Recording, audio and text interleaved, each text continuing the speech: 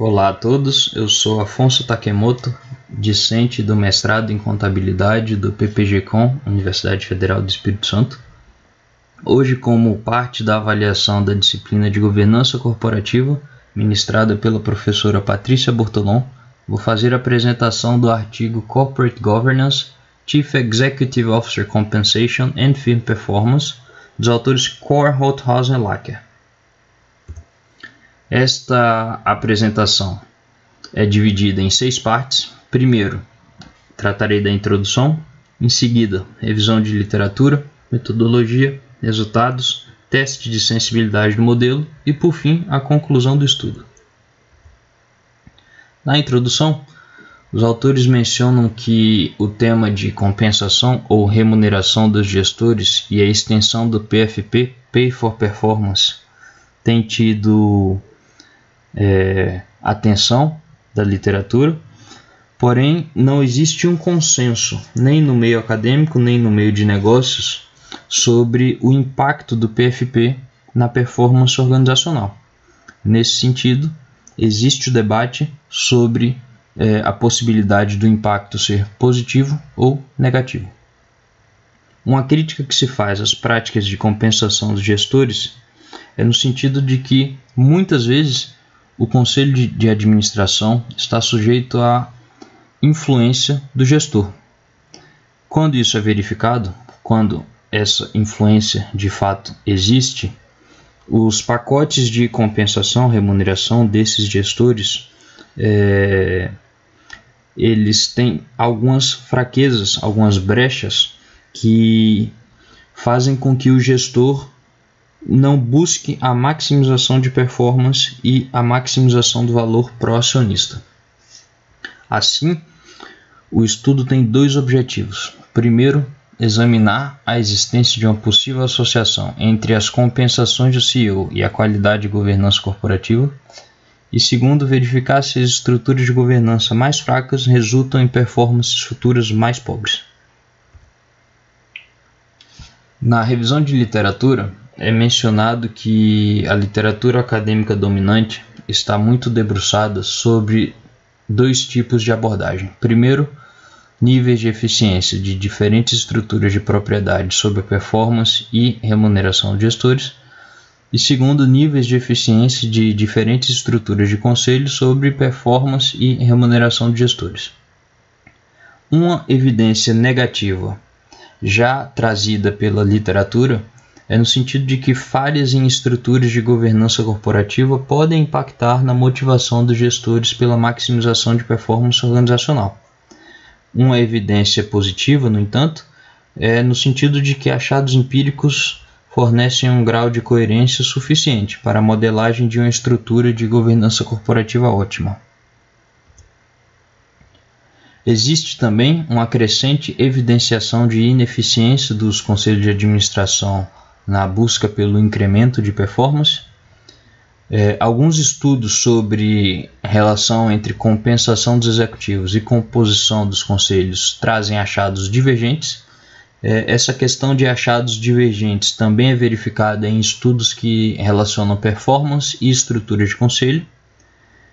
Além disso, poucos estudos investigam a relação entre estruturas de propriedade e compensação de gestores e, de maneira geral, os impactos de estruturas de conselho e estruturas de propriedade nos ganhos dos CEOs são então pouco conclusivos. No que diz respeito à metodologia, o estudo tem uma amostra com 495 observações de 205 companhias.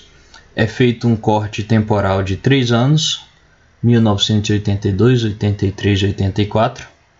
E a partir de contribuições verificadas na literatura, a seleção de observações leva em conta apenas organizações de grande porte.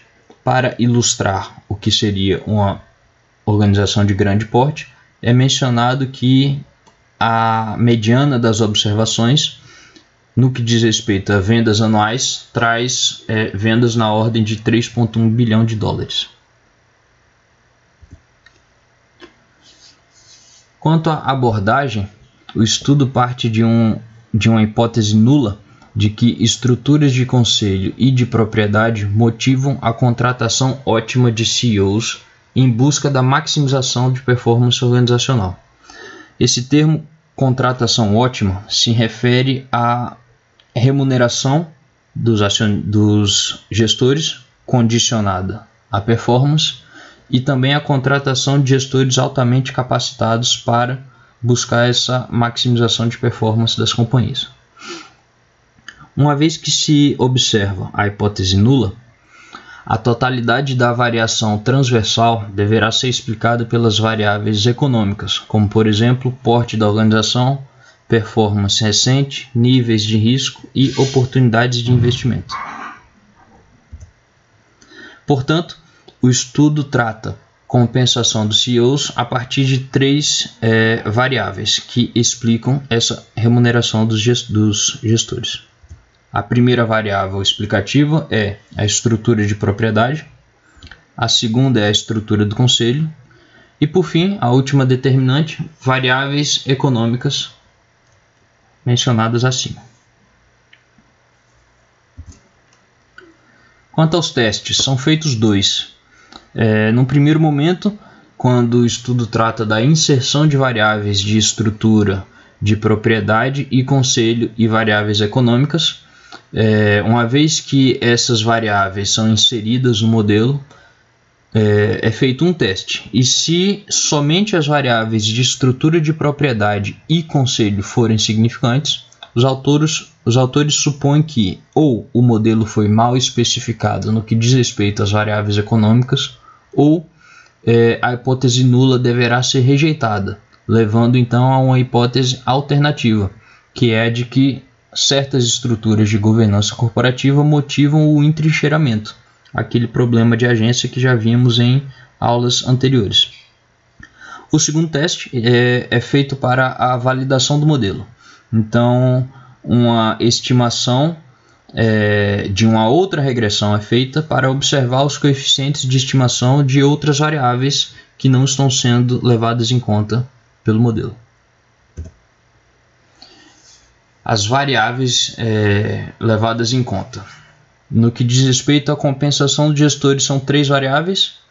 A primeira delas, o salário fixo. A segunda o salário fixo adicionado de bônus, que o estudo denomina cash. E a terceira delas, o salário fixo e o bônus acrescidos de variações com participações acionárias, denominado então total. Então temos aqui no painel A da tabela 1 essas três variáveis de compensação dos gestores. É mencionada aqui a média, a mediana e também o desvio. Quanto à estrutura de conselho, 8 variáveis são mencionadas. Primeiro, se o CEO, se o gestor, ele tem assento no conselho. Segundo, o tamanho do conselho de administração. Terceiro, a existência e quantidade de membros internos que participam da companhia do cotidiano. Depois, a existência e quantidade de membros externos apontados pelo CEO. Depois, a existência e quantidade de membros considerados cinzentos. Só como uma observação, membros cinzentos são aqueles que receberam pagamento da companhia em excesso nessa função de membro do conselho. Interlocked outside directors, então, diretores externos, interlocked, né, que servem como um bloqueio à gestão, à participação dos membros internos. Outside directors over 69, então, a existência e quantidade de membros com idade acima de 69. E, por fim, a existência e quantidade de membros externos considerados ocupados, ou seja, aqueles que participam de 3 ou mais conselhos diferentes. No que diz respeito à estrutura de propriedade, são observadas 4 variáveis. A primeira delas é a porcentagem, a participação acionária do gestor CEO. A segunda é se existe um membro no conselho de administração que não é indicado pelo CEO e que detém pelo menos 5% das ações. A terceira variável é a porcentagem de ações, ou seja, a participação por membro externo. E por fim, a última variável observada é se existe um membro externo com pelo menos 5% de participação acionária. Bom, as variáveis econômicas, as principais são 3. Tamanho, são observadas empresas grandes com respaldo da literatura. A proxy para tamanho utilizada é o valor anual de vendas. Depois, performance. A proxy para performance do estudo é o retorno dos ativos, o ROA. E a terceira variável mais importante no que diz respeito a variáveis econômicas é a volatilidade do retorno das ações, que então é utilizada a proxy do retorno das ações, Stock Return.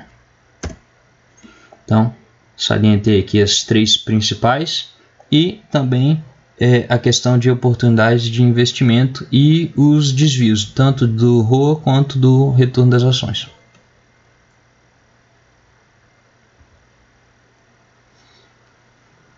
Bom, a tabela 2 permite a visualização dos resultados, dos achados da pesquisa. Primeiro, no que diz respeito às determinantes econômicas, essa variável ROA traz aqui um sinal negativo. Segundo, no que diz respeito à estrutura do conselho, a variável de membros internos traz também sinais negativos. No sentido de, antes de chegar de fato ao achado, no sentido de validar esses resultados observados na tabela anterior, são feitos 2 procedimentos. Primeiro, para validar a observação do ROA. É observado então o desvio do ROA e verifica-se que o sinal é negativo. Segundo, é verificado o desvio do retorno das ações e observa-se também um resultado negativo. Portanto, os achados das tabelas indicam que o excesso nos ganhos de gestores eles têm relação negativa significante com a performance e com o retorno de ação e validam os achados. Portanto, uma vez que foram validados os achados, vamos lidar exatamente com eles agora. As conclusões demonstram que as estruturas de conselho e as estruturas de propriedade estão relacionadas com a remuneração dos CEOs. No que diz respeito à estrutura de conselho, é verificado que as estruturas de conselho compostas por diretores internos estão negativamente relacionadas com os níveis de compensação de gestores e o tamanho do conselho.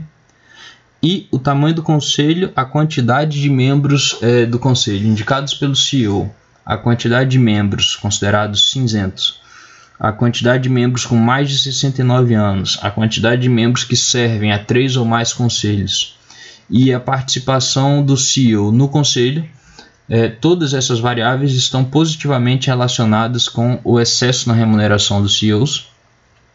No que diz respeito à estrutura de propriedade, verificado que a remuneração do CEO está negativamente relacionada com a participação acionária do CEO, e deixamos então aberta para discussão em sala de aula dos achados da pesquisa. Agradeço a atenção, fico por aqui.